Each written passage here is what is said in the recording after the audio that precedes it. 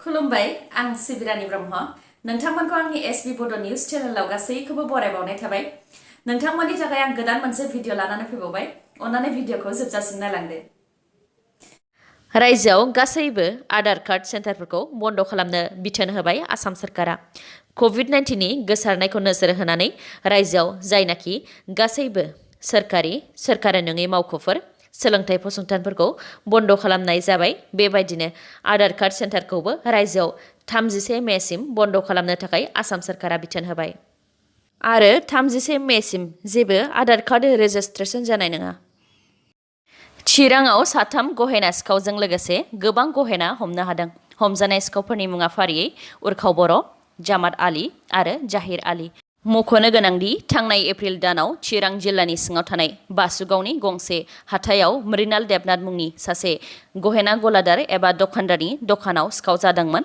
दखानदारा फोरमायथिनाय बायदिब्ला सिखावा गहेना बाक्सु गोबां सना रुपा आरो माखासे गोनांथार मुवा बेसादफोरखौ खावनानै लांदोंमोन दखाननिफ्राय खावनाय जाथाय जानायनि उनावनो मृणाल देबनाथ बिथाङा बासुगाव पुलिस थानायाव केस रेजिस्टार खालामदोंमोन बे खावनाय जाथायनि सायावनो बासुगाव पुलिसा गोख्रोङै नायबिजिरनाय खामानिखौ मावगासिनो दंमोन चिरां पुलिसा मैया 3 सिखावजों लोगोसे 52.950 ग्रामनि रुपा 8.450 ग्रामनि सना बोखांनो हादों बेनि अनगायैबो सिखाव जामात आलीनि न'निफ्राय 109 ग्रामनि रुपा आरो 13.210 ग्रामनि सना हमनो हादों थांनाय सानसे सिगां खाथियाथलि हाग्रा बिफाननि सिङाव थानाय नगावनि बरहामपुरनि बामुनि हाजोनि हाग्रायाव मास 8 मैदेर थैनाया ओनसोल नाङैनो सोमोनांहोदोंमोन आरो बे जाथायखौ सारन्थाइ गावनायनि थाखाय जानो हागौ होननानै हाग्रा बिफाना फोसावदोंमोन नाथाय बे रावखौ फोथायनानै लानो हायाखै ओनसोलनि रायजो राजाफोर आरो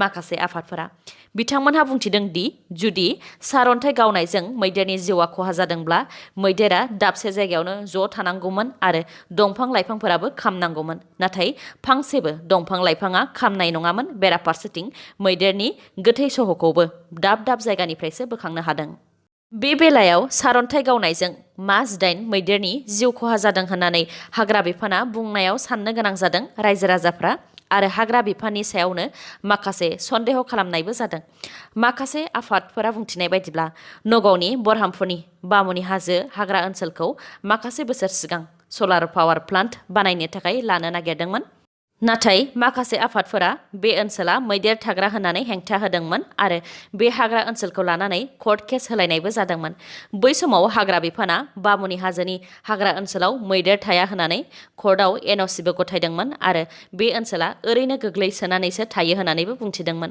होननानै फोरमायथिदों माखासे आफादा बेनिखायनो बे मैदेर थैनाय जाथायाव हाग्रा बिफान आरो सलार पावार प्लान्टनिनो स्रोदै आखाय थानो हागौ होननानैबो सन्देह खालामनाय जादों नाथाय दासिमबो हाग्रा बिफाननिनो आखाय थानायनि रोखा फोरमान मोननाय जायाखै जाथायनि सायाव नायबिजिरनो थाखाय हाग्रा बिफाननि मन्थ्रि परिमल शुक्लबैद्या बिथाङा मोनसे इनकुवेरि कमिटि दाबाय थाबैनो नायबिजिरनाया जागोन होननानैबो मिथिहोदों मोनसे मिथिहोनाय मैदेर थैनायखौ सिगां मा 22 होननानै फोसावदोंमोन उनाव मास 8 होननानै फोसावफिनदों बिटिआर ओनसोलाव मोननांगौ बायदि मन्थ्रि मोननो हायैखौ दुखु मोननाय फोरमायथिदों उदालगुरि जिल्ला UPPL दोलोनि आफादगिरि रबीन्द्र बसुमतारी बिथाङा बुंथिदों दि आसाम केबिनेटआव UPPL दोलोआ जेरैबायदि मन्थ्रि बिबान मोननो गोनांमोन बेबायदिखौ मोननो हायाखै उदालगुरि बियाबनिफ्राय MLA देरहासारनो हानाय BTSनि डिपुटि चिफ गबिन्द चन्द्र बसुमतारी बिथांनो मन्थ्रि बिबान होनांगौ होननानै दाबि खालामदों उदालगुरि जिल्ला UPPL आफादा बिथांमोनहा बुंथिदों दि बिसायख'थिनि समाव रायजो राजाफोरनि सिगाङाव डक्टर हेमन्त बिश्व शर्माया बुंथिदोंमोन दि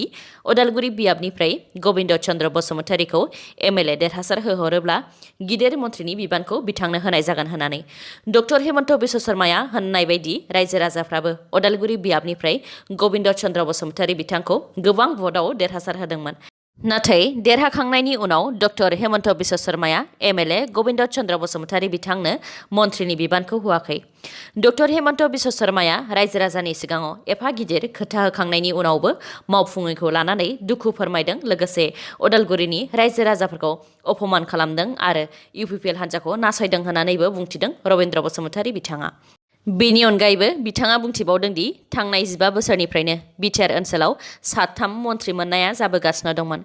कंग्रेसनि दैदेननाय तरुण गगैनि चिफ मिनिस्टारनि समावबो आरो बिजेपिनि सर्बानन्द सनवालनि चिफ मिनिस्टारनि समावबो बिटिआरआव 3 मन्त्रि मोनबोदोंमोन आरो बिटिआर ओनसोलाव जौगानायनि खामानि मावनो खाबु होबोदोंमोन। बेफोरखौ नोजोर होनानै डक्टर हेमन्त बिश्व शर्माया बिटिआर ओनसोलनि थाखाय बांसिनै मोजां मावगोन होननानै गेदेर आसा खालामदोंमोन।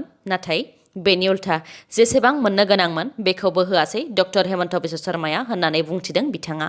लोगोसे डक्टर हेमन्त बिश्व शर्मा बिथांनि गोदान सोरखार जानाय लोगो लोगोनो बेबायदि खालामनाया सन्देह खालामजाथाव होननानैबो बुंथिदों रबीन्द्र बसुमतारी बिथाङा।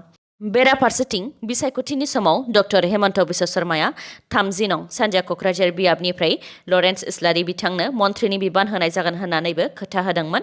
नाथाय देरहाखांनायनि उनाव एमएलए लरेन्स इस्लारि बिथांनि बेलायावबो बेबायदिनो खालामदों होननानै बुंथिदों रायजो राजाफोरा। मख'नो गोनांदि बिटिआर ओनसोलाव दासान्दि सासेल' मन्थ्रिनि बिबानखौ मोननो हादों। ईदनि समावनो मस्जिदआव बम बेरनाय जाथाय। आफगानिस्ताननि राजथावनि काबुलाव जादों बे बम बेरनाय जाथाया। मैया इस्लाम धोरोमारिफोरनि ईद फोरबोमोन। ईद फोरबोनि मुङाव मस्जिदआव आरज गाबफुबाय थानाय समावनो मस्जिदनि सिङावनो बम बेरदों, जायजों 12 सुबुंनि जिउ खहा जादों आरो 15 जोखोम जादों। बे बम बेरहोनाय जाथायखौ तालिबान उदखारि हान्जानि आखाइ थानो हागौ होननानै सन्देह खालामनाय जादों। मख'नो गोनांदि आफगानिस्ताननि राजथावनि काबुलाव सप्तासेनि गेजेरावनो खेबनैयै बम बेफ्रुनाय जाथाय जादों। थांनाय सानबा सिगां गंसे फरायसालिनि मोखाङाव थरसेनि बांसिन बम बेरदोंमोन, जायजों 85 सुबुंफोरनि जिउ खहा जादोंमोन आरो जिउ खहा जानायनि मादाव बांसिनानो हिन्जावसा फरायसाफोरमोन। फिन तिनसुकियायाव ग्रेनेड बेफ्रुनाय जाथाय। थांनाय साननैसो सिगां तिनसुकिया जिल्लायाव ग्रेनेड बेफ्रुनानै सासे 12 बोसोर बैसोनि गथ'साया जिउ गोमादोंमोन आरो दा फिन तिनसुकिया जिल्लानि दिगबैयाव ग्रेनेड बेफ्रुनाय जाथाय। मैया सानजौफुनि 1 रिंगासोआव दिगबैनि टिंराय हाथायाव जादों बे ग्रेनेड बेफ्रुनाय जाथाया। बे जाथायजों सासे सुबुङा जायगायावनो जिउ खहा जादों। मुङा जाहैबाय सन्दीप सिंह, 25 बोसोर बैसोनि। बिथाङा हाथायाव माखासे मुवा बेसाद बायनो थाखाय थांदोंमोन। बिथां सन्दीप सिंहनि जिउ गोमानायनि अनगायैबो 3 दखानदारफोरा गाज्रियैनो जोखोम जादोंमोन। मुङा फारियै सुरजित तालुकदार, घनश्याम आगरवाल आरो मनजित दास। 3खौबो आसाम मेडिकेल कलेज एन्ड हस्पिटालाव लांनाय जादोंमोन। नाथाय सुरजित तालुकदार बिथाङा देहा फाहामसालियाव जिउ खोमाहैदों। जाथायनि सायाव जाथायखौ मेगनजों नुग्रा सुबुंफोरा फोरमायथिनाय बायदिब्ला गंसे बाइकजों फैनाय 2 दुथांफोरा पुरानमाल आगरवाल मुंनि दखान बिगोमानि दखान मोखाङाव ग्रेनेडखौ खुबैदों। बेयावनो ग्रेनेड बेफ्रुनानै बे जाथाया जादों। ग्रेनेड खुबैनायनि सायाव दासिमबो रावबो हाथियार दैग्रा आफादा सिमान लाथ'वाखै। जाथायनि सायाव तिनसुकियानि एसपि निम्बालकर वैभव चन्द्रकान्त बिथाङा खौरांगिरिनि सिगाङाव बुंथिदों दि गिबि नायबिजिरनायाव बेफ्रुनायनि बागै माखासे फोरमान मोननो हादों, नाथाय दासान्दि बेनि बागै फोरमायनो हाथ'नाय नङा। नायबिजिरनाया सोलिगासिनो दङ आरो आसा खालामो थाबैनो दुथांफोरखौ हमनो हागोन, बे खोथाखौ बुंथिदों बिथाङा। गुबुन फारसेथिं तिनसुकिया जिल्लायाव खनले ग्रेनेड बेफ्रुनाय जाथाया मिरु नखर मन्थ्रिनिसिम सौहैबाय आरो आसामनि chief minister doctor Hemant Biswa Sharma बिथांखौ बेनि हेंथा दायनिगिरिखौ थाबैनो हमनो बिथोन होदों। आसाम सोरखाराबो बे केसआव गोख्रोङै नायबिजिरनो थाखाय आसामनि डिजिपि भास्कर ज्योति महन्तखौ बिथोन होबाय। भुटान हाजोनिफ्राय बाक्सा जिल्लानि मुसलपुर महकुमानि सिङाव थानाय बागानपारा सेरजों बोहैलांनाय फाग्ला दैसानि सायाव झारबस्ती सनाजुलि जायगानिफ्राय बाला अन्थाइ जावखांनानै फानहरनाय आरो लांनायखौ बन्द' खालामनांगौ होननानै दाबि खालामदों पूर्व आन्चलिक बान्दो कमिटि आफादा। झारबस्ती जायगायाव थानाय फाग्ला दैसानिफ्राय बाला अन्थाइ जावनानै लांबाय थानायनि जाहोनाव सनाजुलि, झारबस्ती, जालाबस्ती, खायजामाटी, खैरोजिली बायदि गामिनि रायजो राजाफोरा जेंनाजों मोगा मोगि जाहैनो हागौखौ नुनानै रायजो राजाफोरा गिखांदों होननानैबो मिथिहोदों। बे दैसानिफ्राय बाला अन्थाइ लांबाय थायोब्ला बे गामिफोरा दैज्लां बोथोराव दैबाना लोमसावनानै हा खुरखानो हागौ होननानै गिनाय मोनखांदों रायजो राजाफ्रा। लोगोसे बे ओनसोलनि रायजो राजाफ्रा बांसिनैनो आबाद मावनानै जाग्रा सुबुं। बेबायदि बाला अन्थाइ लांबाय थानायनि जाहोनाव बान्दो थेनानै आबाद फोथाराव दै जगायनो थाखाय गोबां उसुबिदा जादों होननानैबो अजद दैखांदों रायजो राजाफ्रा। जायनि थाखाय पूर्व आन्चलिक तदारगाव बान्दो कमिटिनि बेन्दोङाव थानाय 8 नं सनाजुलि बान्दो कमिटि, 6 नं झारबस्ती बान्दो कमिटि आरो 10 नं जालाबस्ती बान्दो कमिटिनि रायजो राजाफ्रा जथायै ओंखारबोनानै बाला अन्थाइ जावनायखौ बन्द' खालामनांगौ होननानै झारबस्ती फाग्ला दैसा सायाव धरना होदों। आसामनि गोदान सोरखारा आसामनि गोबां जिल्लानि गोजौ थाखोनि पुलिस अफिसारफोरनि जायगाखौ सोलाय सोल' खालामदों। बेनि मादाव माखासेखौ फोरमायनानै होनोसै। क'क्राझारनि एसपि राकेश रशनखौ शिबसागराव दैथायहरसिगोन आरो क'क्राझाराव डिब्रुगड़नि टिपि बिजय कुमारखौ एसपि महरै थिसनसिगोन। चिरां जिल्लायाव एसपि महरै बिबान लागोन आइपिएस गौरब उपाध्याय बिथाङा। बिश्वनाथ जिल्लानि एसपि राजन सिंह बिथांखौ बाक्सानि एसपि महरै थिसननाय जाबाय। बाक्सानि हिरण्य बर्मनखौ उदालगुरिनि एसपि महरै थिसननाय जाबाय। उदालगुरिनि रिफुल दास बिथांखौ बिश्वनाथआव एसपि महरै थिसननाय जाबाय। गलाघाटनि पुष्पराज सिंह बिथांखौ कार्बि आंलंआव थिसननाय जाबाय। बङाइगावआव सप्रनिल देखा बिथांखौ एसपि महरै थिसननाय जाबाय आरो लखिमपुराव वेदान्त माधव राजख'वा बिथांखौ एसपि महरै थिसननाय जाबाय। नर्थ इस्ट फ्रन्टियार रेलवेआ गं 31 जरा ट्रेनफोरखौ केन्सेल खालामनो थाखाय थांखि लाबाय। जरा ट्रेन जेरै आसामनिफ्राय बेंगलाव थांनाय बा बेंगलनिफ्राय आसामाव फैफिननाय ट्रेन। रेल बिफाना हादराव ट्रेन खारनायखौ आबुङै बन्द खालामाखैब्लाबो ट्रेन खारनायफोरखौ लासै लासै खम खालामबोबाय थानायखौ खौराङाव मोन्दों।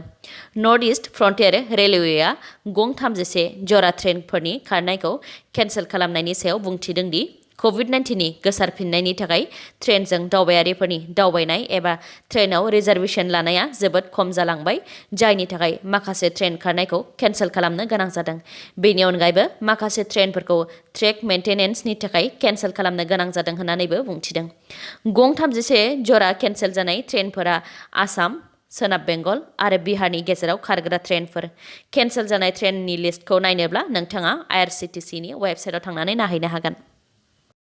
जम्मु एन्ड काश्मीराव बर्डार सिकिउरिटि फर्सआ पाकिस्ताननिफ्राय दैथायहरनाय हाथियार हमनो हादों। जम्मु एन्ड काश्मीरनि साम्बा सेक्टराव पाकिस्ताना ड्र'ननि गेजेरजों हाथियार दैथायहरदोंमोन। बे हाथियारफोरखौ बिएसएफफोरा हमनो हादों।